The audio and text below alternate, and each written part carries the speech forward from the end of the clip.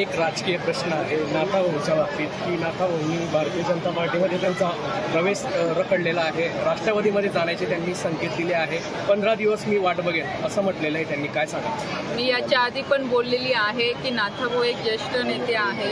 या सगळ्या संदर्भामध्ये माझ्यापेक्षा ते त्यांचं व्यक्तिगत मत चांगलं मांडू शकतात।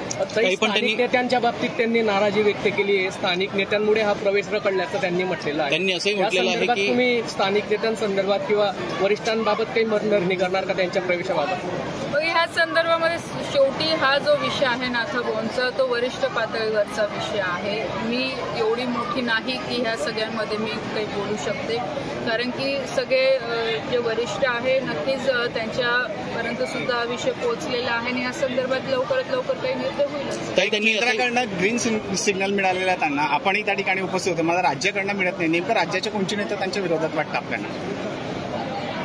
मला नाही माहिती या संदर्भात, कारण की मी एवढंच सांगू शकते की लोकसभेच्या इलेक्शनच्या वेळेस नक्कीच नाथाभाऊंनी पुढाकार घेऊन मला मदत केलेली याची कुठे शंका नाही।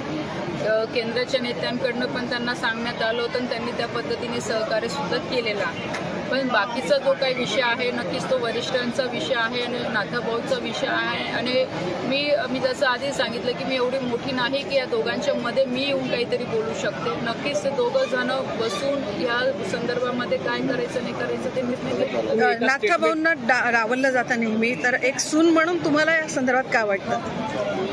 मी परत तेच आपल्याला सांगेल की नाथाभाऊंनी नक्कीच राजकारणामध्ये मला आणलेलं आहे। त्यांचे नेहमी आशीर्वाद राहिलेले, सहकार्य राहिलेले आहे। त्याचबरोबर एक पार्टीचे कार्यकर्ता म्हणून एवढं तर मलाही माहिती की जोपर्यंत वरिष्ठ काही ह्या संदर्भामध्ये निर्णय घेत नाही तोपर्यंतही मला याच्यावर बोलायचा काही अधिकार नाही। नाथाभाऊंचा प्रवेश झालाय का भाजपमध्ये? ते स्वतः नाथाभाऊ तुम्हाला सांगते।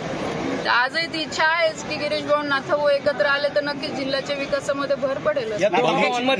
वाद दूर करण्याचा प्रयत्न करणार आपण? मी आधी पण तुम्हाला तेच सांगितलं की मला जेवढं करायचं होतं तेवढं मी केलेलं आहे। शेवटी आता ते वरच्यांचा निर्णय आहे, ते ठरवतील दोघं। एबीपी माझा, उघडा डोळे बघा नीट।